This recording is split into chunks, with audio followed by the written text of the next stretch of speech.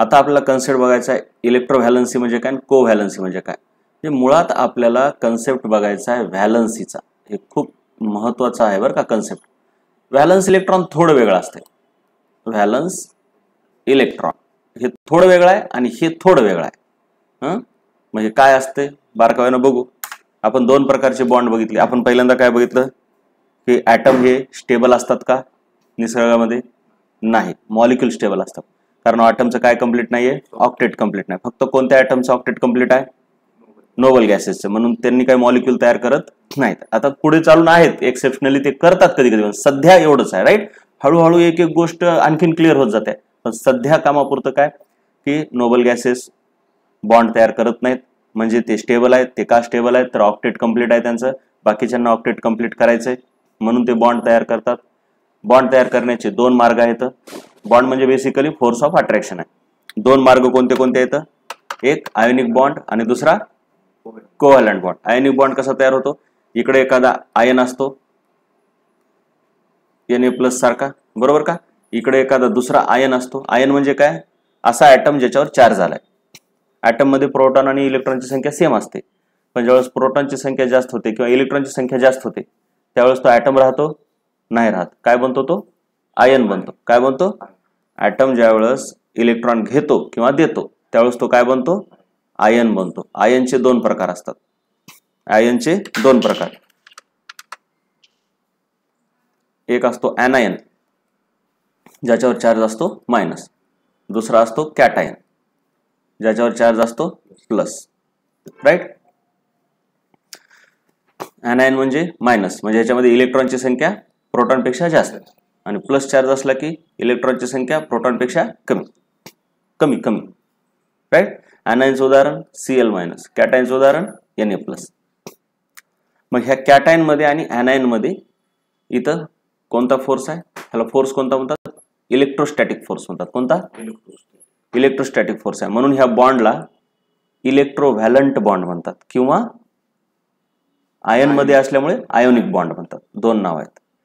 त्याच्यानंतर आपण बघितलं की दुसरे काय करतात? ट्रान्सफर ऑफ इलेक्ट्रॉन करणं शक्य होत नाही. इथं काय झालंय? इकडून इलेक्ट्रॉन इकडे ट्रान्सफर झालाय. जिथे ट्रान्सफर ऑफ इलेक्ट्रॉन शक्य होत नाही तिथे शेअरिंग ऑफ इलेक्ट्रॉन होते. मग ट्रान्सफर करण्यासाठी महत्वाचं कंडिशन काय? दोघांची इलेक्ट्रॉनिटी जास्त पाहिजे, कमी पाहिजे का दोघातला फरक जास्त पाहिजे? नाही नाही नाही नाही. बघ बरं, ते लय महत्वाचं आहे. कालचं तू वाचलास का? आयोनिक बॉन्डची कंडिशन काय? आयोनिक बॉन्ड कधी होतो दोघांमध्ये? ए आणि बी समजा कोणी दोघं आहेत तर काय कंडिशन आहे? दोघांची इलेक्ट्रॉनिटी कमी पाहिजे का दोघांची जास्त पाहिजे का दोघी मधला फरक जास्त पाहिजे? फरक जास्त पाहिजे. कळलं का? दोघांची जास्त झाली तरी पण कोव्हॅलंट बॉन्ड. कळलं का? दोघांची कमी झाल्यावर मात्र मेटॅलिक बॉन्ड होते बरं का. जास्त इलेक्ट्रोनिगेटिव्हिटी म्हणजे इकडचे है ना, हे नॉन मेटल. कमी इलेक्ट्रोनिगेटिव्हिटी म्हणजे इकडचे मेटल. एवढं झालंय आपलं. मग आता आपल्याला बघायचंय आता आयोनिक बॉन्ड कसे तयार होतात आणि कोव्हॅलंट बॉन्ड कसे तयार होतात ह्यांचे उदाहरणं बघायचे. आपण बघितलं आता दोन्ही पण. आता NaClचं उदाहरण आयोनिक मध्ये बघितलं होतं आणि क्लोरीनचं उदाहरण कोव्हॅलंट. आता आणखीन बघू आपण इकडे आयोनिक मध्ये कसे तयार होतात ते. आयोनिक मध्ये सहसा आयोनिक म्हटलं की इकडं मेटल पाहिजे आणि दुसरा नॉन मेटल. हे कधी लक्षात ठेवायचं? मग MgCl2 आधी होतं NaCl एकटंच, पण आता हे MgCl2 आहे. तिथं कसं होतं? Na एक काढायचा होता आणि क्लोरीनला एक घ्यायचा होता. म्हणजे लय सोपं होतं. पण इथं तसं नाही. आता हे मॅग्नेशियम कसं आहे? असं मी लिहितो. मॅग्नेशियमला असं मध्ये लिहितो. मॅग्नेशियमचे ॲटॉमिक नंबर 12 आहे. म्हणजे काय? 2,2 आणि क्लोरीनचा काय? 2,8, क्लोरीन ॲटॉमिक नंबर किती आहे? 17. पाठ असं लागतंय 7. आणि लक्षात ठेवायचं हे हॅलोजन आहेत ना 17व्या ग्रुप मधले. पिरियोडिक टेबल पाठ असला का नाही लय सोपं जात आहे. इकडे तर नोबल गॅसेस आहेत आणि हे आहेत हॅलोजन. हे पाठच पाहिजे है ना. First class biryani in Australia है ना, हे हॅलोजन हे पाठच असं लागतात. Fluorine, chlorine, bromine, iodine, astatine. ह्या प्रत्येकाच्या शेवटच्या कक्षेमध्ये किती असतात? 7. ग्रुप 17वा. राईट. 17 मधून 10 वजा केले की 7 राहते. म्हणजे लुईस सिम्बॉल, हे सध्या लुईस सिम्बॉल आहेत का? हे नाही. हे सध्या लुईस सिम्बॉल आहेत का? हे नाही. बरं, लुईस सिम्बॉलच्या ऐवजी अगोदर मी काय करतो, आता एक लक्षात घे, मॅग्नेशियमला किती काढायचे? 2 काढायचे. क्लोरीनला किती पाहिजेत? 1. मग एक मॅग्नेशियम सोबत एका क्लोरीनचं काम होऊ शकतंय का? नाही. म्हणून क्लोरीन किती लागतील त्याला? 2. कारण त्याला 2 द्यायचेत ना, हे असं असते म्हणून 2 क्लोरीन आले. सोडियम मध्ये NaCl मध्ये एकच क्लोरीन का होता? कळलं? मग आता मग काय होतंय, मॅग्नेशियम काय करतो बघ, मॅग्नेशियम कडे काय येतं? 2 आहे. आणि क्लोरीन कडे किती येतं? टोटल इलेक्ट्रॉन का हे व्हॅलन्स इलेक्ट्रॉन? हा. मग हे काय करतं, इथून इथं एक इलेक्ट्रॉन देतं, इकडून इकडे देतं, राईट? मग इकडं असं दिल्याच्या नंतर आता मॅग्नेशियम कडे किती राहिले सांग? 2,8. क्लोरीन कडे किती आले? बरं, मॅग्नेशियमच्या बाजूने आता किती काढायचे? 8.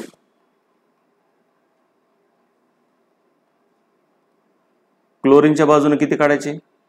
8. एक मॅग्नेशियमचा दाखवण्यासाठी मी काय करायला, त्याला क्रॉस लिहायला, बरं का? राईट. बर, इथं काय लिहायचं मग आता? 2,8. गुड. इथं काय लिहायचं? राईट. ह्याने एक इलेक्ट्रॉन घेतलाय म्हणून ह्यांच्यावर चार्ज कसला येईल? इलेक्ट्रॉन चार्ज झालं की मायनस. ह्याच्यावर पण कसा येईल? आणि ह्याच्यावर कसला येईल? किती प्लस? 1 प्लस का 2 प्लस? 2 प्लस, कारण 2 काढले ना इलेक्ट्रॉन म्हणून ह्याच्यावर 2 प्लस. मग हे टोटल चार्ज ह्याच्यावर 2 प्लस आहे आणि ह्याचा 1 मायनस आणि ह्याचा 1 मायनस, दोघांचे मिळून -2 होते का? म्हणजे ओव्हरऑल ते बरोबर ते सॅटिस्फाय करत असते. ह्या दोघांमध्ये एक बॉन्ड होते, ह्या दोघांमध्ये इथे बॉन्ड होते आणि ह्याला आपण म्हणतो MgCl2. काय म्हणतो? MgCl2. म्हणजे आयोनिक बॉन्ड कशा प्रकारे, जेवढी गरज आहे त्याच्यानुसार आयोनिक बॉन्ड असा होत असतो. किती गरज आहे काय नाही ते ठरवून, राईट? मग आता आयोनिक बॉन्डचं आता तेवढं टेन्शन घ्यायचं नाही. आता ह्याच्यामध्ये काय मला सांगायचंय, इलेक्ट्रॉन किती दिले किंवा किती घेतले त्याला म्हणतात व्हॅलन्सी. किती दिले किंवा किती घेतले त्याला म्हणतात व्हॅलन्सी. आयोनिक बॉन्ड मधल्या व्हॅलन्सीला आयोनिक व्हॅलन्सी किंवा इलेक्ट्रो व्हॅलन्सी म्हणतात. कारण इलेक्ट्रो कोणता बॉन्ड आहे? हा इलेक्ट्रो व्हॅलंट बॉन्ड आहे म्हणून ह्याला काय म्हणतात? Electro valency. मग तुझ्या लक्षात आले क्लोरीन किती घ्यायलाय? 1 घ्यायलाय. मग क्लोरीनवर चार्ज आलाय -1 म्हणून त्याची इलेक्ट्रो व्हॅलन्सी 1. मायनस नाही, मायनस असो प्लस असो, व्हॅलन्सी प्लस मध्येच लिहावं लागतं, बरं काय? मॅग्नेशियम किती? 2 द्यायलाय म्हणून त्याच्यावर चार्ज किती आलाय? +2 म्हणून त्याची इलेक्ट्रो व्हॅलन्सी किती? 2. सोडियमनं किती दिलं होतं? 1 मग त्याची व्हॅलन्सी किती? 1. तसंच आता तू जर बघशील ऑक्सिजनला किती लागतात? 2, नाही नीट बघ, 2,6 आहेत. किती लागतात म्हणजे किती घेते त्यानं? 2 घेईल म्हणून ऑक्सिजनवर चार्ज कसला येईल? +2 का -2? -2 म्हणून त्याची व्हॅलन्सी काय झाली? 2. म्हणजे तुला लक्षात आलं का इलेक्ट्रो व्हॅलन्सी कशी काढायची ते? मग थोडक्यात तू आता तुला पिरियोडिक टेबल मध्ये पण झालेला असेल की इलेक्ट्रो व्हॅलन्सी आपण कशी काढतो. एक, जर तुला ते आयन माहित असेल तर त्याच्यावर जो चार्ज आहे तीच व्हॅलन्सी असते, जो चार्ज येतो तीच व्हॅलन्सी. किंवा तसं जर कळत नसेल तर त्याचं इलेक्ट्रॉनिक कॉन्फिगरेशन करा. सो इलेक्ट्रो व्हॅलन्सी हे पिरियोडिक टेबल मध्ये झालंय. व्हॅलन्सी इज इक्वल टू काय? एक तर number of valence electrons, number of valence electrons. जसं की सोडियम मध्ये शेवटी 1 आहे तर 1, 2 आहेत मॅग्नेशियम मध्ये तर 2. पण हे कुठपर्यंत लागू होते? 4 पर्यंत लागू होते. 4च्या पुढे गेलं की ते देत नाहीत ना. जसं की आता oxygen, number of valence electrons 6 आहेत पण व्हॅलन्सी किती आली? 2. मग 4 पर्यंत बघ, एक आता नंबर ऑफ व्हॅलन्स इलेक्ट्रॉन जर तुम्ही बघितले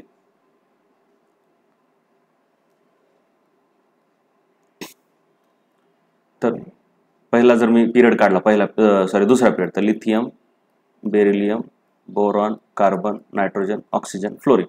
तर ह्यांच्यामध्ये व्हॅलन्स इलेक्ट्रॉन ह्याच्यात 1 आहेत, 2 आहेत, 3 आहेत, 4 आहेत, 5 आहेत, 6 आहेत. आणि फ्लोरीन मध्ये आणि पुढे कोण आहे? निऑन, 7 आहेत, 8 आहेत. मग ह्यांची व्हॅलन्सी कशी आहे माहिती आहे का? जरा ह्यांची व्हॅलन्सी कशी काढतो आपण? हे झाले व्हॅलन्स इलेक्ट्रॉन. व्हॅलन्सी वेगळं, व्हॅलन्स इलेक्ट्रॉन वेगळं आणि व्हॅलन्सी थोडं वेगळं. इथपर्यंत काहीच नाही. इथपर्यंत जशाल तसं, जेवढे व्हॅलन्स इलेक्ट्रॉन तेवढीच व्हॅलन्सी, पण इथून पुढे 8 वजा इथून पुढे व्हॅलन्सी कशी काढायची, 8 minus valence electron, 8 minus valence electron. मग इथे किती येणार 3, इथे किती येणार 2 1 आणि ह्याचे 0. व्हॅलन्स इलेक्ट्रॉन वाढतच जाते, व्हॅलन्सी वाढते आणि नंतर कमी होते, थोडा फरक आहे. ही आहे इलेक्ट्रोव्हॅलन्सी. ही काय आहे इलेक्ट्रोव्हॅलन्सी. बऱ्याच वेळेस इलेक्ट्रोव्हॅलन्सी आणि कोव्हॅलन्सी बऱ्यापैकी सारखं येते, तर थोडा फरक आहे. इलेक्ट्रोव्हॅलंट बॉन्ड झाला की इलेक्ट्रोव्हॅलन्सी, कोव्हॅलंट बॉन्ड झाला की कोव्हॅलन्सी. सहसा ही जी व्हॅलन्सी आहे ती दोघांनाही लागू होते, इलेक्ट्रोव्हॅलन्सी ॲज वेल एज कोव्हॅलन्सी. मग एक तर इलेक्ट्रॉनिक कॉन्फिगरेशन करायचं आणि ह्या फॉर्म्युलाने काढायचं, electrovalency is equal to valence electron और 8 मायनस व्हॅलन्स इलेक्ट्रॉन, हे फॉर्म्युला आहे. दुसरं काय, जर तुम्हाला आयन दिला असेल तर पटकन कळते, ह्याची व्हॅलन्सी 1 आहे, ह्याची व्हॅलन्सी 3 आहे, पण आयन दिला तरच, अदरवाईज कळणार. त्याच्यामुळे ॲटॉमिक नंबर पाठ असला पाहिजे, इलेक्ट्रॉनिक कॉन्फिगरेशन करायचं आणि इलेक्ट्रॉन कॉन्फिगरेशन ठरवायचं व्हॅलन्सी काय, राईट. त्याच्यानंतर दुसरं काय, ग्रुपवरून पण ठरवता येते, तो एलिमेंट कुठल्या ग्रुपमधला आहे. जर तो पहिल्या ग्रुपमधला असेल तर त्याची व्हॅलन्सी 1 असते. कोण कोण आहे तर हायड्रोजन पण आहे, पण ते हायड्रोजन आता मध्ये पण ठेवते, लिथियम, सोडियम, पोटॅशियम, मग ह्यांची व्हॅलन्सी किती आहे 1. दुसऱ्या ग्रुपवाल्यांची किती आहे व्हॅलन्सी 2. त्याच्यानंतर डायरेक्ट कोणता येतो 13वा, आता सध्या डी ब्लॉक घेत नाहीत आपण, त्यांची व्हॅलन्सी 3. 14व्या वाल्यांची 4, 15व्या वाल्यांची 5 नाही. ते तर सांगितलं ना, 4 पर्यंत व्हॅलन्सी वाढते आणि तिथून पुढे व्हॅलन्सी कमी होते ना. व्हॅलन्स इलेक्ट्रॉन वाढत जाते पण व्हॅलन्सी वेगळं आहे का नाही. मी जरा लिहितो, lithium, beryllium, boron, carbon, nitrogen, oxygen, fluorine, neon. 15व्या ग्रुपवाल्यांची व्हॅलन्सी 3, 16व्या ग्रुपवाल्यांची 2. कळाले का, व्हॅलन्सी ग्रुपनुसार लक्षात ठेवायचं, ते लय कामाचं आहे.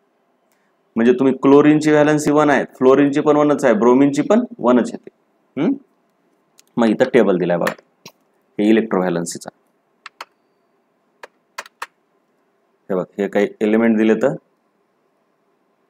आणि हे व्हॅलन्सी दिल्यात, हे इथून एवढं व्हॅलन्सी तर कळलं. ह्या आता हे सल्फरवरती चार्ज काढायला पाहिजे पण काढला नाही.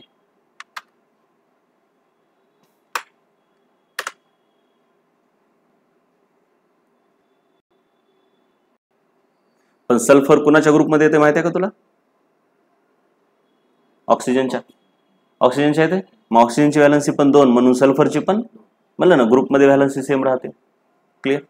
आता हे तर झाले ॲटम, म्हणजे सिंगल ॲटमचे आयन, त्यांची व्हॅलन्सी. परंतु आपल्याला पुढे चालून एकापेक्षा जास्त ॲटम न बनलेले आयन असतात, त्यांना कॉम्प्लेक्स आयन म्हणतात. जसं की तू कधी ऐकलं असेल NO3. हे NO3 जरा वर काढले, हे नीट काढायचं कधी पण, हे NO3 खाली आणि मायनस वर, कळलं का. NO3 वर मायनस, म्हणजे हे अख्खच्या अख्खं एवढं आहे आयन, म्हणजे एक त्याच्यात नायट्रोजन आहे, 3 ऑक्सिजन आहे आणि मायनसचे चिन्ह आहे त्याच्यावर एकच, म्हणून त्याची व्हॅलन्सी किती आहे 1.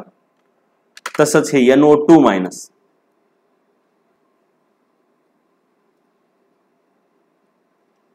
व्हॅलन्सी ही आहे, ही नसते व्हॅलन्सी आहे, खालची नसते व्हॅलन्सी, वर जे चार्ज आहे ती व्हॅलन्सी आहे. आणि हे काय CO3, म्हणजे 1 कार्बन आणि 3 ऑक्सिजन असतात असे, कळलं का. आता मी ते एवढं व्यवस्थित काढत नाही, नंतर काढू आपण. आणि ह्यांच्यावर चार्ज असतो असा 2 मायनस, व्हॅलन्सी किती 2. कळाले का. कॉम्प्लेक्स आयनची व्हॅलन्सी म्हणजे वर जेवढा चार्ज आहे ती व्हॅलन्सी असते, एवढं कळलं. त्याच्यानंतर आता कोव्हॅलंट बॉन्ड मध्ये कोव्हॅलन्सी बघायची. कोव्हॅलंट बॉन्ड झाला की कोव्हॅलन्सी.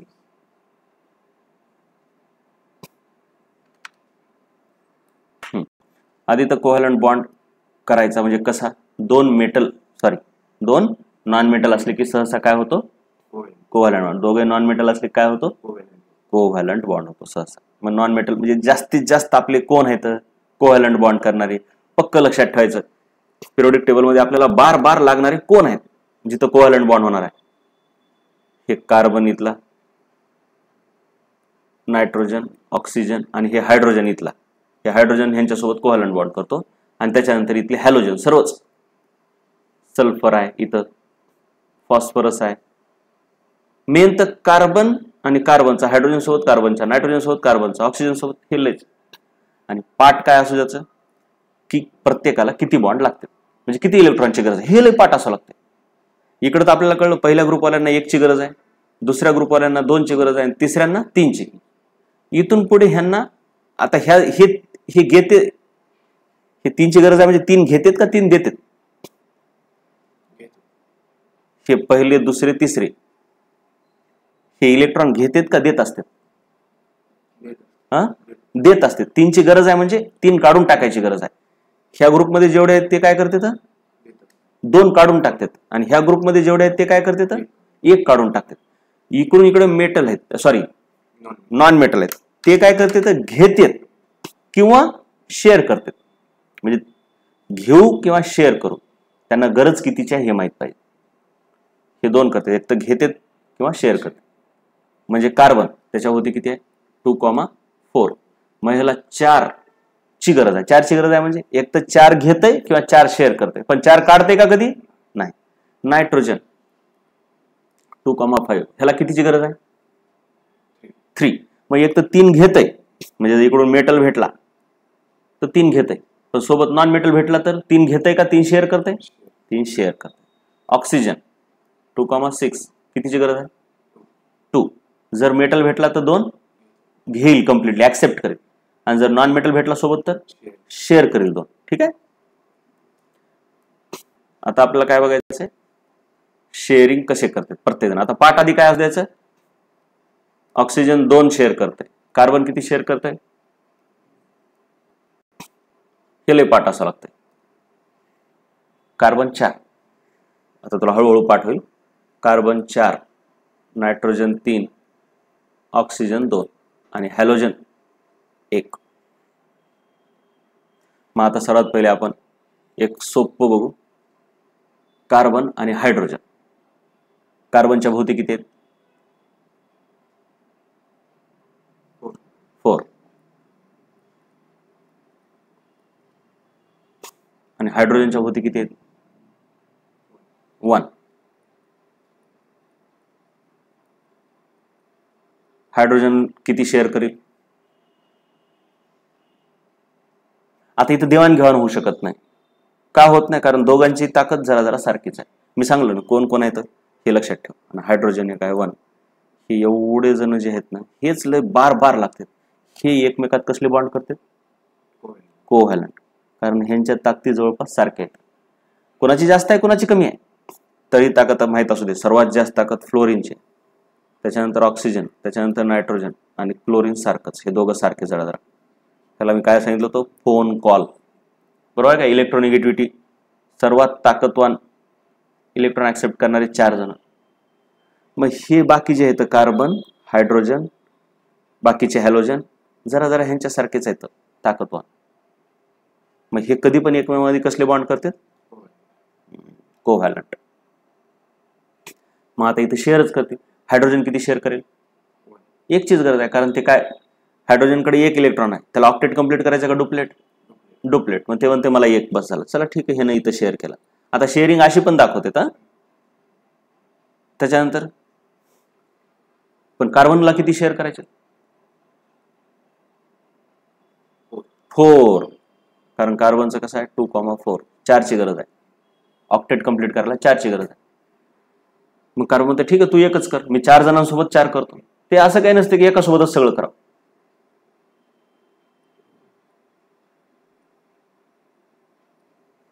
झालं. मग ह्याला असे दाखवते. किंवा दुसरा प्रकार काय ह्याला दाखवायचा? कार्बन, कार्बनच्या भोवती काय? 1, 2, 3, 4 आणि मग इथे एक हायड्रोजन असतं आणि हे हायड्रोजन. हे लयच जास्त अवघड जातं हे का नाही? हे गोल काढा, हे असं काढा. पण रियालिटीमध्ये असे ते एकमेकांमध्ये असे त्यांचे सर्कल घुसत असतात. पण आपण सोपं जाऊन हे असं दाखवतो. ठीक आहे.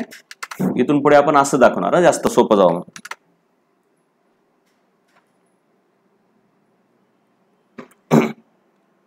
पण ह्याच्याही पेक्षा सोपं आता काय पुढे चालून तुला लागणार? हे कार्बन आहे, कार्बन आणि हायड्रोजन मध्ये किती इलेक्ट्रॉन शेअर झाले? 2. 2 इलेक्ट्रॉन म्हणजे एक दोघाचा एक ह्याला म्हणतात एक बॉन्ड, 1 बॉन्ड. काय हा? 1 बॉन्ड. एका बॉन्ड मध्ये एकूण इलेक्ट्रॉन किती येतं? 2. त्याच्यामध्ये एक कार्बनचा आणि एक हायड्रोजनचा असतो. 1 bond is equal to 2 electron. हे कधी विसरायचं नाही. मग एका बॉन्डला एक डॅश एका डॅशनं दाखवते. डॅश म्हणजे कसं? इथं हायड्रोजन एक डॅश असं काढलं काय समजायचं? ह्या दोघांमध्ये किती इलेक्ट्रॉन शेअर झाले? 2. कार्बनचा 1 आणि हायड्रोजनचा 1. ह्या एका रेषेमध्ये 1 डॅश हिच्यामध्ये एकूण किती इलेक्ट्रॉन आहेत? 2. पण दोघं एकाचेच आहेत का? एकाचा एक आहे. हे इथून पुढे मॅक्झिमम वेळेस आपण आता ही पद्धत वापरणार. एक डॅश म्हणजे एक बॉन्ड, एक डॅश म्हणजे एक बॉन्ड. मग कार्बनने किती बॉन्ड केले? 4. आणि हायड्रोजनने किती केले? 1. मग हायड्रोजनने 1 बॉन्ड केला म्हणून त्याची कोव्हॅलन्सी 1 आहे. तर कार्बनची कोव्हॅलन्सी 4.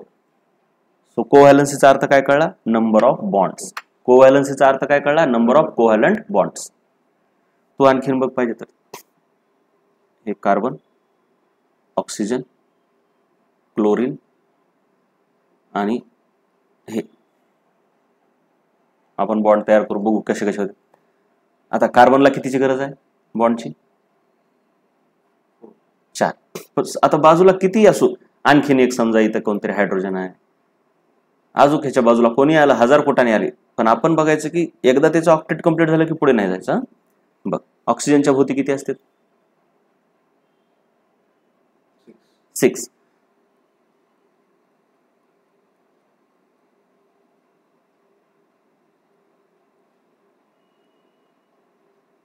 कार्बनच्या भोवती किती असते?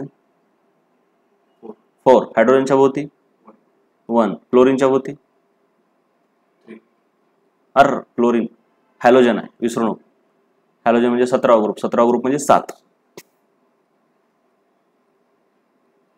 क्लोरीनला कितीची गरज आहे? 1.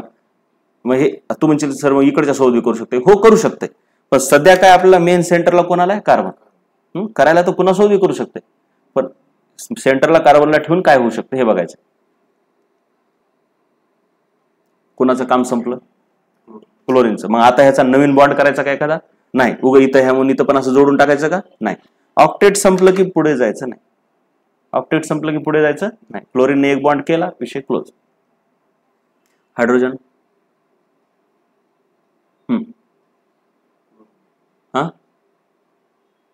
बोल. नाही, हायड्रोजन किती करेल?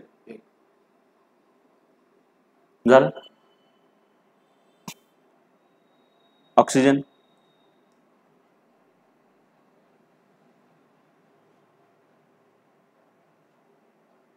किती आहेत त्याच्याकडे? नाही किती आहेत?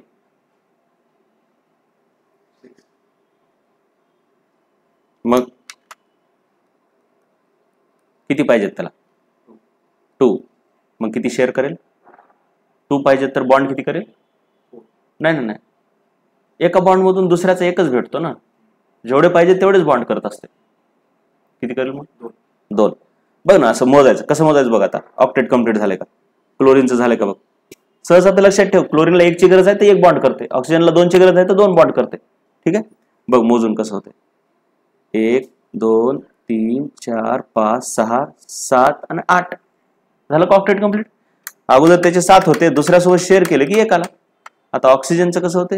इथे 1 आणि इथे 1. आता ऑक्सिजनच्या भोवती मोजभर किती झाले? 8 झाले. त्याचे 6 आणि ह्याचे 2 आले. कार्बनच्या भोवती किती झाले?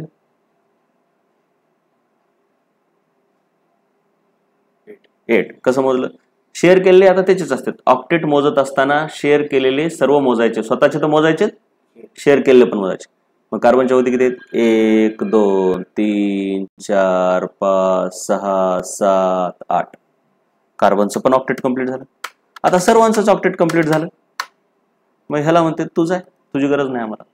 मग ते काय नाही, ते दुसरीकडे कुणासोबत तर दुसऱ्यासोबत करते. मग कोणीतरी ह्याला रस्त्यात जाताना समजा क्लोरीन भेटला तर ते म्हणते, चल मला 1 ची गरज आहे, तुला 1 ची गरज आहे.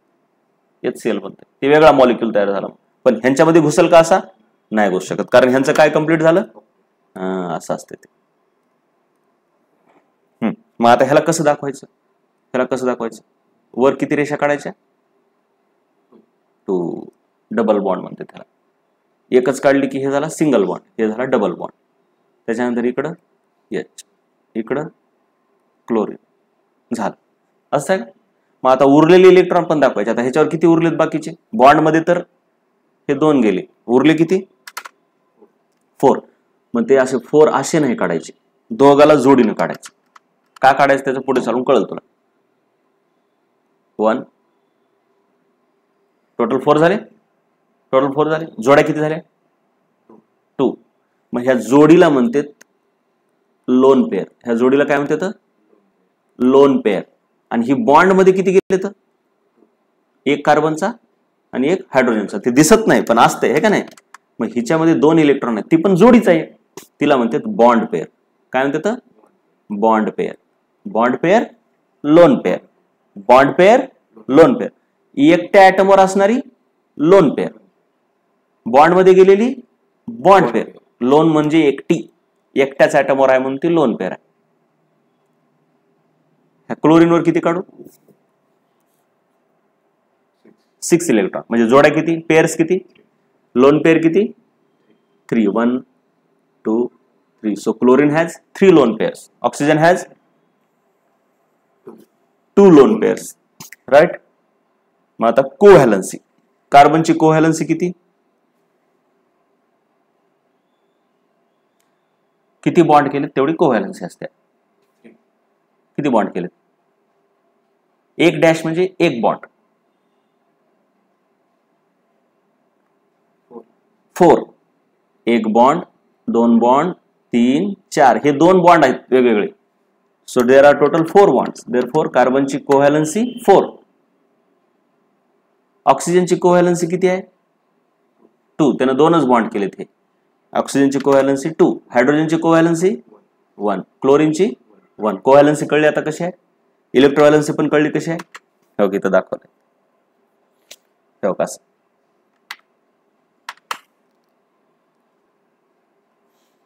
बघ, कार्बनची कोव्हॅलन्सी 4, हायड्रोजनची 1. काय म्हटलंय कोव्हॅलन्सीची व्याख्या बघ जरा. Covalency, it is the number of electrons shared by that atom. और दुसरी व्याख्या काय, number of covalent bonds made by that atom. कळलं का. नंबर ऑफ इलेक्ट्रॉन शेअर म्हणजे जेवढी गरज आहे तेवढे ते बॉन्ड करत असते. Number of covalent bonds made by that item.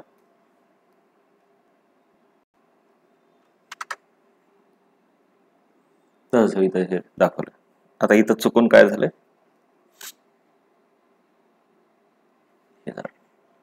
आता बऱ्याच वेळेस काय करते तर त्या लोन पेअर दाखवते किंवा दाखवत नाही.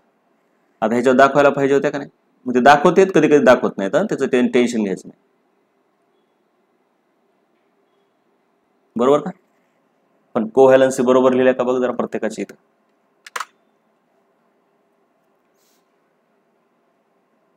लिहिले, राईट, कळाले का सर्व. त्याच्यानंतर आता हे आपण फरक लिहायलो. हे काय लिहिलो, कोव्हॅलंट आणि आयनिक बॉन्ड मधले फरक. आतापर्यंत वेगवेगळे फरक बघितले. आयनिक बॉन्ड तेव्हा होतो जर इलेक्ट्रोनिगेटिव्हिटी डिफरन्स जास्त असेल तर, कोव्हॅलंट बॉन्ड तेव्हा होतो डिफरन्स कमी असेल तर. थोडक्यात नॉन मेटल मध्ये होत असतो आणि इलेक्ट्रोव्हॅलंट बॉन्ड मेटल नॉन मेटल मध्ये होतो. मेटल मध्ये मेटॅलिक बॉन्ड होतो. आता शेवटचं इथं म्हणलंय हा बॉन्ड डायरेक्शनल आहे. कोणता बॉन्ड, कोणता बॉन्ड आहे, आयनिक बॉन्ड नॉन डायरेक्शनल आहे. नॉन डायरेक्शनल म्हणजे त्याला डायरेक्शन नाही. काय असते सांगतो मी. आणि हा आहे डायरेक्शनल. हे खूप महत्वाचा शब्द आहे डायरेक्शनल. बघ,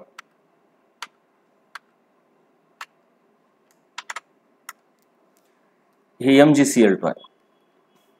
मॅग्नेशियम आणि त्याच्या बाजूला क्लोरीन. ह्यांच्यामध्ये अँगल किती असू शकतो, म्हणजे हे असं, हे काय अँगल फिक्स नाही. हा क्लोरीन इथून इथे जाऊ शकतो. म्हणजे ह्यांच्यामधले हे जे अँगल आहे ते बदलायला का, म्हणजे दोन क्लोरीन कुठेही फिरू शकतात, फिक्स अँगल नसतात. पण जर तुझ्याकडे असं असेल CO2 SO2 तर त्यांचे अँगल फिक्स असतात.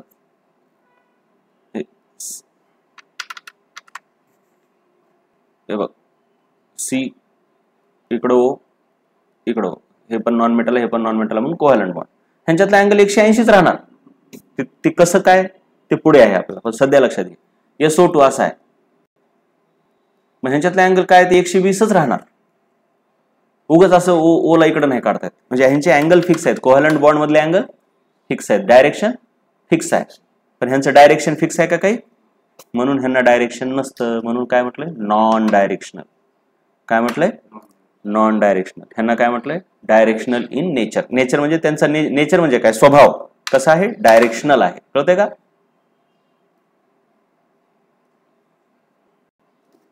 इथपर्यंत काही अडचण आहे का बघ. आता असा क्वेश्चन येतो, काय येतो बघ, की तुम्हाला इलेक्ट्रॉनिक कॉन्फिगरेशन दिले, असे ABCD दिलेत, इलेक्ट्रॉनिक कॉन्फिगरेशन दिले, त्याचं कधी कधी ॲटॉमिक नंबर देतील, काही देऊ शकते. तर कुणाचा कुणासोबत आयोनिक बॉन्ड होईल आणि कुणाचा कुणासोबत कोव्हॅलंट होईल असं विचार. सहसा काय लक्षात ठेवायचं, ते पहिल्या 2-3 वाल्यांचा 1 2 3 13 वाल्यांचा इकडच्यांसोबत कसला होतो नाही, इकडच्यांसोबत हे 13 पर्यंत 1 to 13 हे कोण आहेत मेटल आणि हे कोण आहेत नॉन मेटल. मग ह्यांच्यात कोणता होतो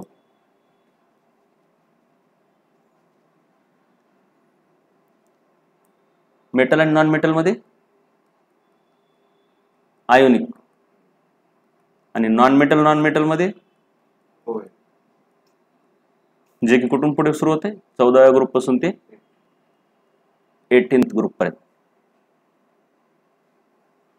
आणि मेटल मध्ये कोणता होतो मेटॅलिक बॉन्ड, जे की आपल्याला सध्या नाही. कळलं.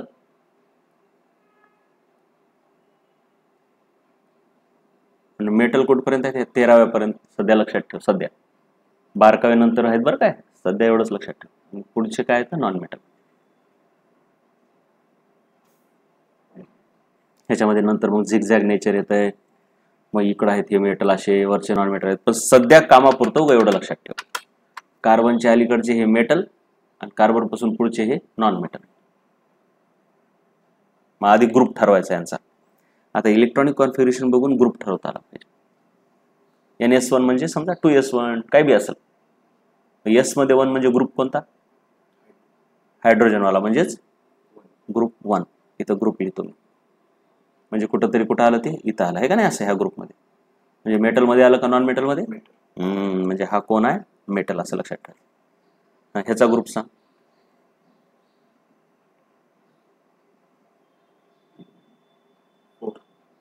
नाही, तुला आता पुढे चालून म्हणजे पिरियोडिक टेबल मध्ये झाले ग्रुप कसा ओळखायचा कळलं का.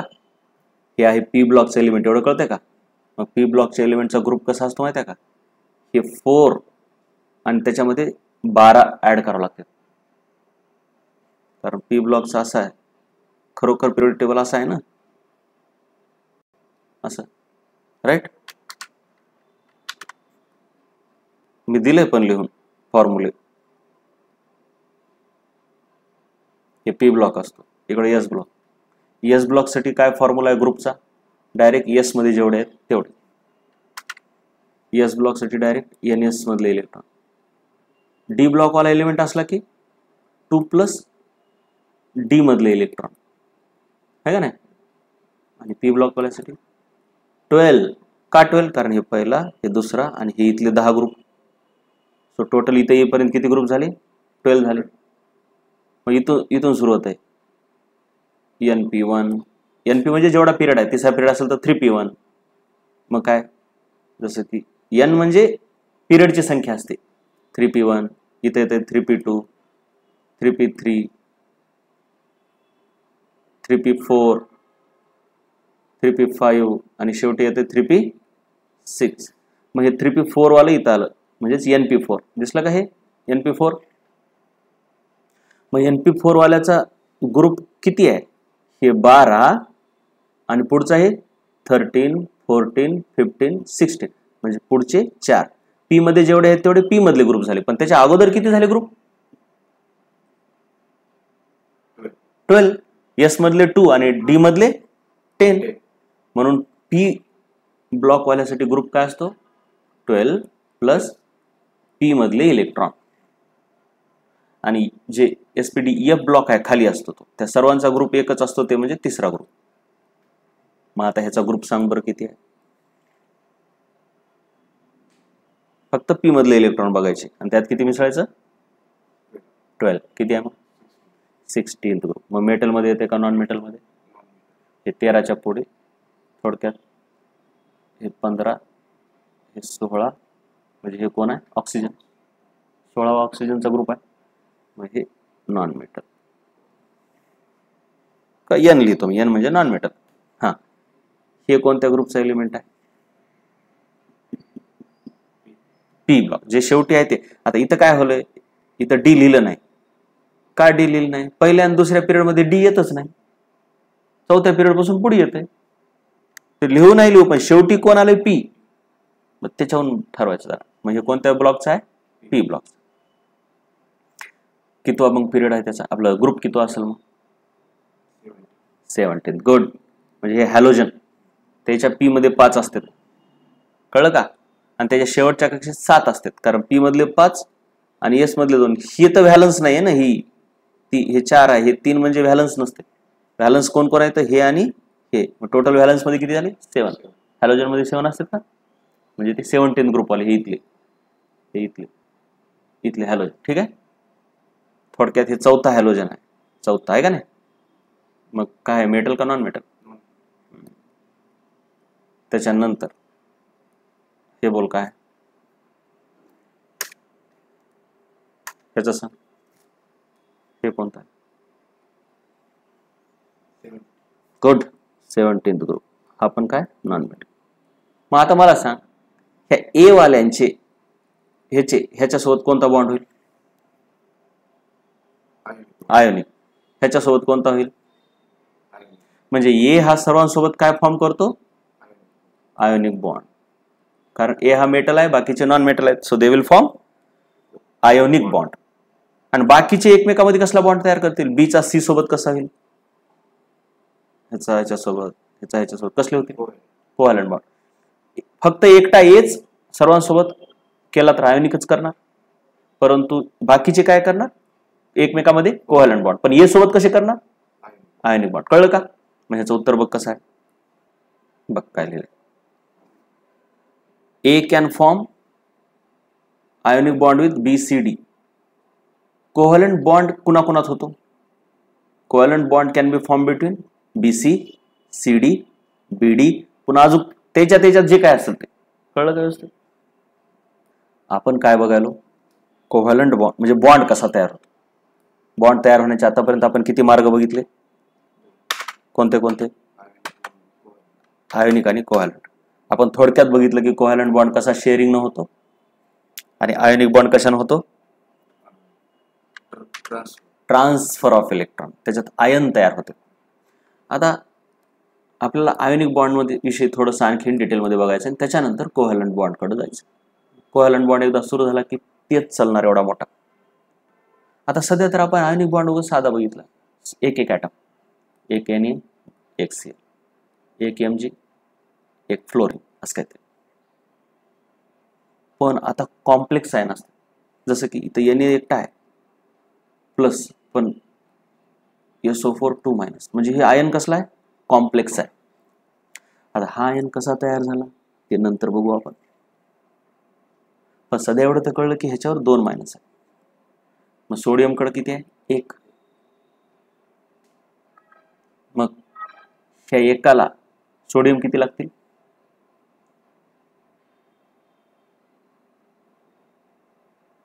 2. ह्याच्याकडे 2 मायनस आहे ना सोडियम म्हणजे थोडक्यात कसं सोडियम 1 देऊ शकतो ह्याला किती पाहिजेत ह्याच्यावर 2 मायनस आले म्हणजे किती पाहिजेत त्याला 2 पाहिजेत. मग सोडियम 2 लागतील का हे सल्फेट 2 लागतील सोडियम म्हणजे कसं थोडक्यात हा सल्फेट आहे ते म्हणतो मला किती पाहिजेत सोडियम काय म्हणतो मी मग चालते एकट्यानं काम भागणार आहे का त्याचं ते म्हणते दोघं या. मग ह्यानं एक दिला ह्यानं एक दिला ह्याने एक दिलं ह्याच्यावर प्लस आलं, ह्याने एक दिलं ह्याच्यावर प्लस आलं, ह्याच्यावर मायनस किती आलं, असं कळलं का? मग ह्याचा फॉर्म्युला काय झाला, सोडियम 2 आणि SO4 1. पण असं ही एक आपण लिहित नसतो, मग डायरेक्ट कसं लिहितो, Na2SO4. पण ह्याचा अर्थ असा आहे का की हे 4 जण आहेत म्हणून, नाही, हे अख्खच्या अख्खच एक आहे असं म्हणावं लागतं. आणि सोडियम कॅटायन 1, सॉरी कॅटायन किती आहेत, 2 आणि एनायन 4 नाहीत, एकच आहे. एनायन किती आहे, एकच आहे, त्याच्यावर चार्ज आहे -2. त्याची संख्या बघा, तुला आणखीन सांग, जाऊ त्याच्यापेक्षा सोपं आधी समजून. मॅग्नेशियम क्लोरीन, ठीक आहे, मॅग्नेशियमला किती द्यायचे, 2, क्लोरीन घेतो 1 म्हणून 2 क्लोरीन घेतले. मॅग्नेशियमवर चार्ज किती, 2+2 देतो ना.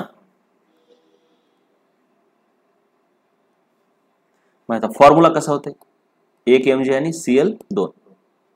पण मॅग्नेशियमवर चार्ज किती आहे,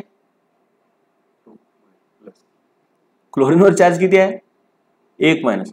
म्हणजे ज्याच्यावर 2 चार्ज आहे त्याची संख्या 1 आहे आणि ज्याच्यावर 1 चार्ज आहे त्याची संख्या 2 आहे, म्हणजे उलट आहे. थोडक्यात मॅग्नेशियमवर किती आहे चार्ज, 2, क्लोरीनवर -. म्हणजे मॅग्नेशियमची व्हॅलन्सी 2, क्लोरीनची 1.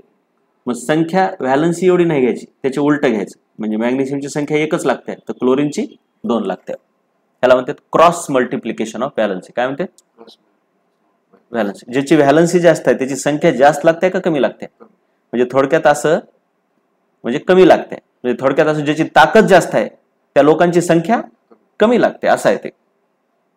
पण आता हे वेगवेगळे आयन आहेत तर त्यांची व्हॅलन्सी पार्ट असणं लय गरजेचं आहे आपल्याला. म्हणून मी इथे एक असा तक्ता दिलाय, वेगवेगळ्या आयनचे वर व्हॅलन्सी दिले, ठीक आहे, त्यांचा स्ट्रक्चर आणि व्हॅलन्सी. आता हे असले आयन कसे तयार होते ते आपल्याला पुढे चालून बघायचे. कोव्हॅलंट बॉन्ड न तयार होते ते, म्हणजे हा CO3 2- कसा तयार झाला, तर हे असे 2 असते, हे असं होतंय, हे असं, हे असं, ह्याच्यावर एक मायनस असते, ह्याच्यावर एक मायनस असते. हे ह्याचं खरं स्ट्रक्चर आहे CO3. पण ह्याला लिहितो कसं आपण, CO3 2-. 2- म्हणजे हे काय म्हणते, आता थोडक्यात लक्षात घे, हे कसा तयार झाला, तर मुळात हे असा तयार झाला. म्हणजे ह्याचा आता सोडियम सोबत कंपाऊंड कसा बनणार, तर मुळात असं समजायचं आपण की ह्याच्यावर नव्हतं, ह्याच्यावर नव्हतं. सध्या कार्बनच्या होती 3 ऑक्सिजन आले, पण ऑक्सिजनला किती बॉन्ड करायचे, 2 करायचे असते. कार्बननं तर 4 केले, पण ऑक्सिजनला किती करायचे. आता ह्यानं तर 2 केले, म्हणजे ह्याचं पोट भरलं, ते म्हणते मला काही गरज नाही. पण हे दोघं म्हणते अरे मला पाहिजे ना, आम्हाला पाहिजे ना इलेक्ट्रॉन, आम्हाला तुम्ही एकच बॉन्ड दिला, दे आणखीन बॉन्ड. कार्बन म्हणते माझं संपलं, म्हणजे कॅपॅसिटी चार्ज आहे, मी आता आणखी तुझ्या स्वतः बॉन्ड करू शकतो का, नाही, बघ कुणाकडून तर घे, काही तर कर. मग काय होतंय, एखादा सोडियम येतो असा इकडून, ते म्हणते बाबा सोडियम आम्हाला 1 पाहिजे. सोडियम काय म्हणते, अरे हो मला 1 द्यायचा आहे. लक्षात घे, हे असं काम होत असते. सोडियम काय म्हणते, मी 1 देऊ शकतो, काही प्रॉब्लेम नाही. मग सोडियम कडे जो 1 इलेक्ट्रॉन आहे तो इकडे येतो. तसंच पण आता ह्याचं उरलं ना, ह्याचं उरलं नाही, मग सोडियम दुसरा पाहिजे ह्याला. आता दुसरा सोडियमच भेटेल अशी काही गॅरंटी नाही, पण समजा सोडियम भेटला तर हे काय म्हणते, मला 1 पाहिजे. सोडियम म्हणते हो चल मी 1 देतो, नो प्रॉब्लेम. म्हणजे हे मागून बघत, म्हणजे मागून बघत असतात, म्हणजे थोडक्यात बाळा असं काय बोलतात का, ते आपोआपच त्याच्यामध्ये ते कम्युनिकेशन असते की बाबा ह्याला गरज कितीची आहे आणि पुढचा ते देऊ शकतो. मग थोडक्यात काय होतंय, मग कसं होतं, ह्याच्यात कार्बननं तर ह्याला 1 दिलं, जेवढं देणं होतं तेवढं तर त्यानं दिलं. मग आता ह्याच्याकडून 1 भेटल्यामुळं ह्याच्यावर मायनस आला, ह्याच्याकडून 1 भेटल्यामुळे ह्याच्यावर मायनस आला, ह्याच्यावर आला का नाही. मग ह्यानं दिल्यामुळं सोडियमकडे काय आला, प्लस. ह्यानं दिल्यामुळं सोडियमकडे काय आला, प्लस. मग ओव्हरऑल ह्याचा फॉर्म्युला कसा बनला, हे इथून एवढा एनायन आणि कॅटायन 1 आहे का 2 आहेत, 2 आहेत. मग ह्याला लिहितो कसं आपण, सोडियमचे 2 जण, आणि मॉलिक्यूलचा फॉर्म्युला लिहिताना आपण त्याच्यावरचे चार्ज लिहित नाही, आणि कार्बोनेटचा एकटाच, हे एवढा एकच आहे. दिसला काय, CO3 आहे का. आणि मग नंतर आपण काय म्हणतो, अरे हे असला कंपाऊंड आहे, ह्याच्यामध्ये काय काय आहे, Na+ आणि CO3 असे. ह्याला कार्बोनेट आयन म्हणतात. कसला, कार्बोनेट. मग हे जे मॉलिक्यूल तयार झाला ते आयोनिक बॉन्ड झाला, कोव्हॅलंट झाला का दोघांच्या कॉम्बिनेशन झाला, दोघांच्या कॉम्बिनेशन. इथं शेअरिंग झाली, इथं कोव्हॅलंट बॉन्ड, आणि इथं ट्रान्सफर झालं, इथं आयोनिक बॉन्ड. म्हणजे मॉलिक्यूल तयार होत असताना फक्त आयोनिक किंवा फक्त कोव्हॅलंट बॉन्ड होईल असं काही नाही. जशी गरज आहे त्याच्यानुसार ते जसं भेटत जाईल तसं करते. आणि तेच जर समजा आता असं झालं असतं, हेच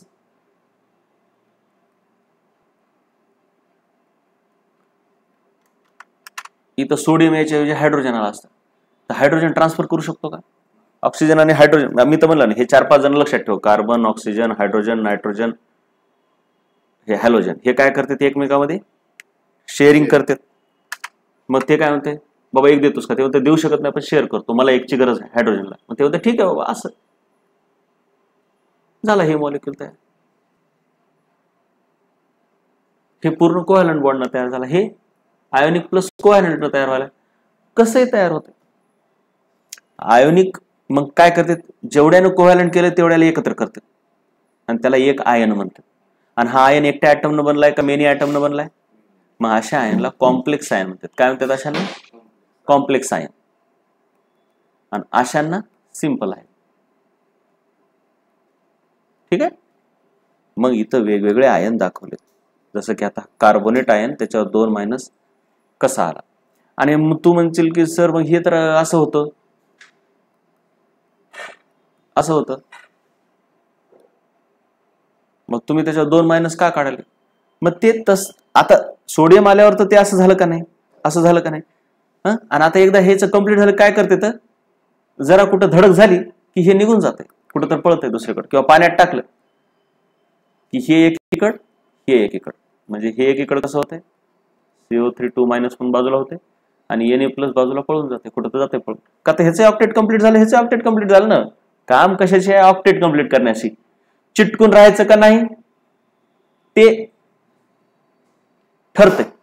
चिटकून राहायचं का नाही ते, राहिले चिटकून तर राहते बी चिटकून. हे काय चिटकूनच आहेत ते. आता हे बघ, ह्याच्यावर मायनस, ह्याच्यावर प्लस. जोपर्यंत कुठं काही धडक होत नाही, काय होत नाही, तोपर्यंत हे चिटकून राहिले, हे आयोनिक बॉन्ड आहे ना. पण समजा जर कोणतरी आलं धडक दिली की हे जाते निघून, काय गरज नाही, जा म्हणते. का तर माझं ऑक्टेट कम्प्लीट झालं ना, तुम्हाला दिलास. पण ह्याला तोडणं अवघड असतं बरं का. हे लवकर तोडत नाही, कोव्हॅलंट बॉन्ड तोडत नाही. तुटतंय कोणता? Ionic bond. म्हणून तुम्हाला हे आयन असेच सापडतील, डायरेक्ट तयार होत नाहीत, पण एकदा तयार झाल्यावरती सापडतात ना. म्हणून हे आयन दिलेत. असे केमिस्ट्रीमध्ये एवढे आयन सापडतात आणि हे त्यांचे नाव आहेत. हे नाव पाठ करावं लागतात, लगेच पाठ होत नाही, हळूहळू पाठ करायचे.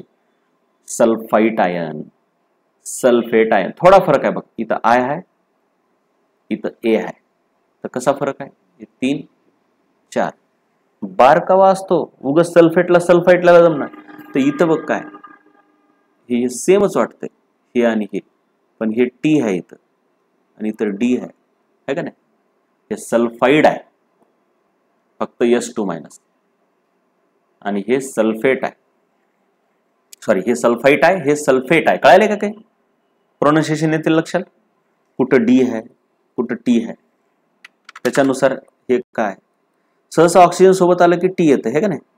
आणि एकटा असलं की डी असतं, एकटा असलं की डी, ऑक्सिजन सोबत असला की टी. हे सर्व आयन आता पाठ करावं लागतात. हळूहळूच होते, गडबडीत नाहीत होत. आणखीन आयन पुढे आहेत एवढे सर्व हळूहळू पाठ करायचे. लगेच्या लगे नाही. पहिले 10 तेवढे अगोदर पाठ कर, पण नंतरचे काय आले पाहिजेत, आपल्याला काय जमलं पाहिजे, हे कशासाठी शिकवलं आपण? आयोनिक कंपाऊंड कसा तयार होतो. मग आता तुला जर मी म्हटलं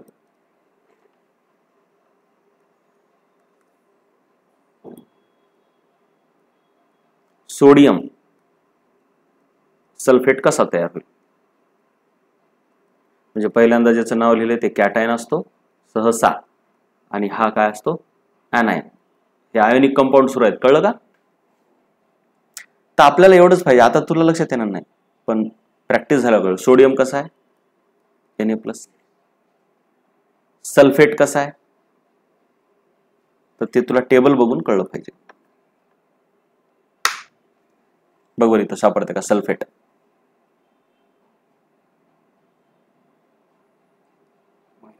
किती नंबरला सापडला? सल्फेट 7 नंबरला सापडला. 7 नंबरला आहे बघ, 7 नंबरला. हे इथं दिसला का? सल्फेट. मग कसा आहे तो? SO4 2 minus. मग इथे यांची व्हॅलन्सी लिहायची. हा काय? 1. याची व्हॅलन्सी बघ बरं, जेवढा चार्ज असतो ती व्हॅलन्सी असते 2. आणि आता कंपाऊंड कसा तयार होतो? Cross multiplication of valency. कसं? क्रॉस. म्हणजे सोडियम किती घ्यायचे? इथं लिहिलं मी कंपाऊंड कसं तयार होतं त्यांचं. Na किती झालं? 2. आणि हे सल्फेट किती झालं? 1. पण आपण हे असं 1 लिहित नाही. लिहितो कसं? याला उघडच लिहितो Na2SO4. गडबडीत म्हणायचं नाही की सल्फेटचे 4 जण आहेत म्हणून. सल्फेटचे 4 जण आहेत का? नाही. ते तर सल्फेटमध्ये ऑक्सिजन 4 जण आहेत. पण सल्फेट आयन किती आहे? एकच आहे. ते पहिलं कळलं. ह्याला काय म्हणतात? Formation of ionic compound by cross multiplication of valency. Formation of ionic compound by काय शब्द आहे? क्रॉस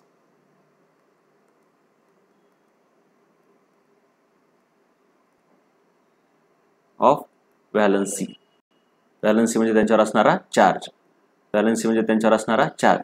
पण चार्ज प्लस असो मायनस असो, प्लसच घ्यायचं. मग त्याला असं मॅग्निट्यूड म्हणतात. Magnitude of charge. मॅग्निट्यूड म्हणजे कळलं का? एखादी नंबर आहे 3 तर त्याचं मॅग्निट्यूड 3 येतं. आणि -3 असलं तरी त्याचं मॅग्निट्यूड काय येत असते? 3. ह्याला मॅग्निट्यूड म्हणतात किंवा मॉड म्हणतात. अशा उभ्या 2 रेषा लावल्या. मग तुला क्वेश्चन कसा येतो? What is formula of following compounds.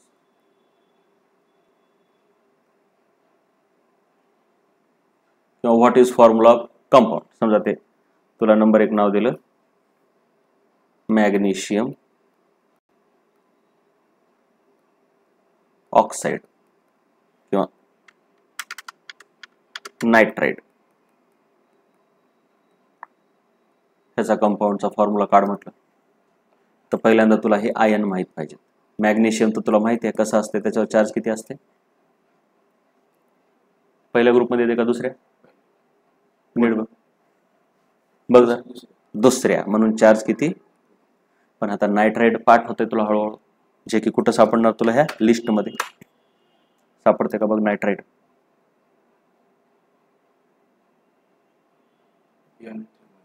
हे 10 नंबरला दिसला का? 10 नंबरला. हा व्हॅलन्सी लिहा. हे काय झाले? आयन.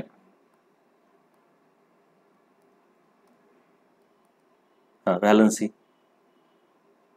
ह्याची व्हॅलन्सी, ह्याची व्हॅलन्सी.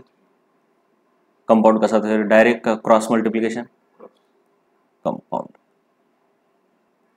मग हे इथं आलं, हे इथं गेलं. मग काय होईल? मॅग्नेशियमचे किती आले? मॅग्नेशियमचे ॲटम 3 आहेत आणि नायट्रोजनचे ॲटम आपण चार्ज लिहित नाही. असं ह्याच्यावर ॲक्च्युली 2 प्लस आहे, ह्याच्यावर 3 मायनस आहे. मग थोडक्यामध्ये तुला काय लक्षात आलं? ज्याची व्हॅलन्सी जास्त आहे त्याची संख्या कमी आहे. मॅग्नेशियमची ही व्हॅलन्सी आहे का 3? नाही. मॅग्नेशियमची व्हॅलन्सी इथं आहे आणि नायट्रोजनची व्हॅलन्सी इथं आहे. कळलं का? ही मॅग्नेशियमची व्हॅलन्सी नाही, मॅग्नेशियमची संख्या आहे. म्हणजे मॅग्नेशियम नायट्राइडच्या एका मॉलिक्यूलमध्ये मॅग्नेशियमचे ॲटम किती येतं? 3. आणि नायट्रोजनचे ॲटम किती येतं? 2. खरं तर ॲटम नाहीत, आयन आहेत, आहे का नाही? तर ते ॲटम म्हणतात त्याला. मॅग्नेशियमचे आयन 3 आहेत आणि नायट्रोजनचे किती येतं? 2 आहेत. ते कळाले का? झालं आता थोडं राहिले उगं थोडं. मग अशाच प्रकारे भरपूर कंपाऊंडचं केलं. आता आणखीन एक आपण करू. मॅग्नेशियम ऑक्साइडचा फॉर्म्युला काय? असा क्वेश्चन आहे. What is the formula of magnesium oxide. तर मॅग्नेशियम कसा असतो? 2+. ऑक्सिजन कसा असतो? ऑक्सिजन किती इलेक्ट्रॉन घेतो? आता पाठ असलं पाहिजे, हळूहळू पाठ होईल. तरी इथं लिस्टमध्ये आहे सर्व. ओके. ऑक्साइड 15 नंबरला बघ. 15 नंबर दिसला? 2 मायनस. मग व्हॅलन्सी 2, ह्याची व्हॅलन्सी 2. काय होते मग? कंपाऊंड कसं तयार होईल? मग कंपाऊंड म्हणा किंवा ऍक्च्युली मॉलिक्यूल म्हणतात त्याला. काय म्हणतात त्याला? मॉलिक्युल. बरेच मॉलिक्युल एकत्र आल्यावर आपण कंपाऊंड म्हणतो, पण केमिस्ट्रीमध्ये कधी कधी इंटरचेंजेबल शब्द वापरते, हे समजून घ्यायचं. सांग. हा O2. पण दोन्हीकडे 2 असलं का नाही हे कटतंय, मग काय होते MgO. कळले का? कटतंय कसं कळलं का? उग केव्हा नाही काटायचं, कटलं तरच काटायचं. तेच ॲल्युमिनियम आहे, ॲल्युमिनियम ऑक्साईड. पहिल्यांदा कॅटायन नंतर ॲनायन. हां 3+ ऑक्सिजन 2- व्हॅलन्सी 3. हा कंपाऊंड कसा तयार होईल? Al2 O2. हे नसतो लिहित आपण, हे का इथं कटतंय का हे? हा उगच काटायचं नाही, जिथं कटतंय तिथंच. मग तुला मॅग्नेशियम ऑक्साईडचा फॉर्म्युला हे असा कधीच दिसणार नाही, असा दिसणार. कळलं का? तसंच कार्बन डायऑक्साईड, कार्बन आणि ऑक्साईड आहे, सॉरी ऑक्साईड. कार्बनवर किती? 4-, ऑक्सिजनवर 2. आता दोघांचे मायनस, सहसा तसं नसते, ऑक्सिजनची ताकद जास्त आहे म्हणून ह्याच्यावर येते प्लस. तसं तर हे लागू आहे ना, ह्याला लागू आहे ना, पण तरी उगं करून दाखवायला बळण, कारण का ह्यांच्यामध्ये आयोनिक बॉन्ड होतच नाही ना, हे दोघे नॉन मेटल आहेत का नाही. पण समजा असं आलं तर काय होते? ह्याची व्हॅलन्सी 4, ह्याची व्हॅलन्सी काय होईल? O4. कटते का?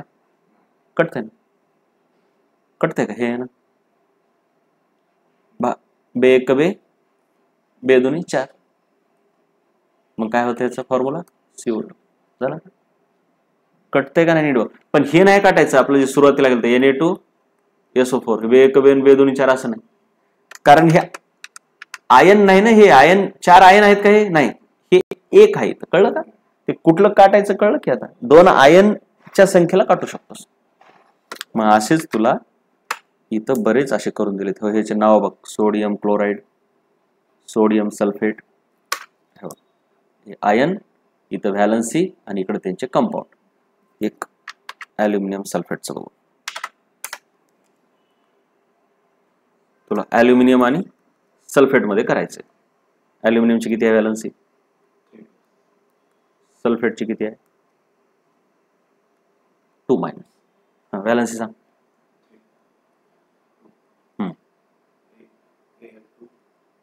आता ह्याला कसं लिहायचं बघ?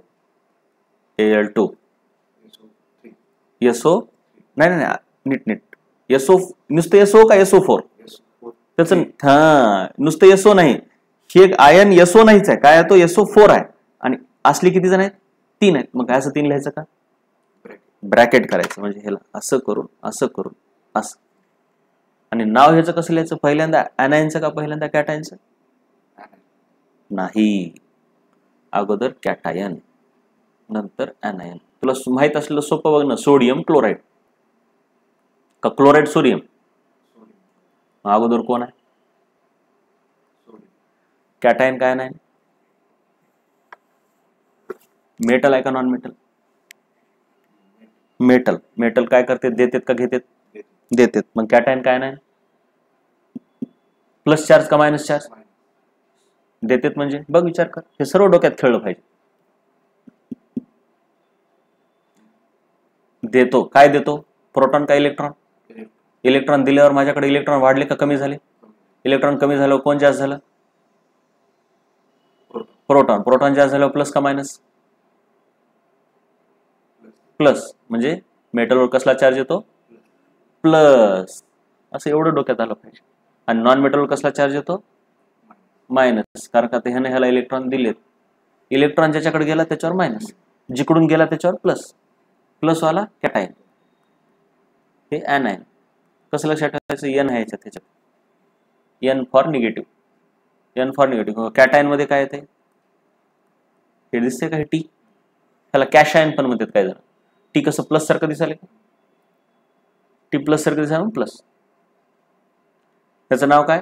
अगोदर कॅटायनचं नाव. कोण आहे कॅटायन? इथं ॲल्युमिनियम. आणि ह्याचं नाव काय? सल्फेट. अख्खं नाव घ्यावं लागतं, एकट्याचं नाही. या अख्ख्या आयनचंच नाव सल्फेट आहे, ह्याचं नाही तर सल्फर ऑक्साईड होतंय मग, पण तसं नसतंय. हे हळूहळू क्लिअर होत जाईल. ॲल्युमिनियम सल्फेट नाव कसं आलं कळलं. मग एवढं सर्व आता तुला शिकवलेलं आहे, हे सर्व तुला आता उद्यापर्यंत लिहून घ्यायचं. या नोट्समध्ये दिलेली हे क्रॉस मल्टिप्लिकेशन सर्व राईट. इथून पुढचं उद्या शिकू.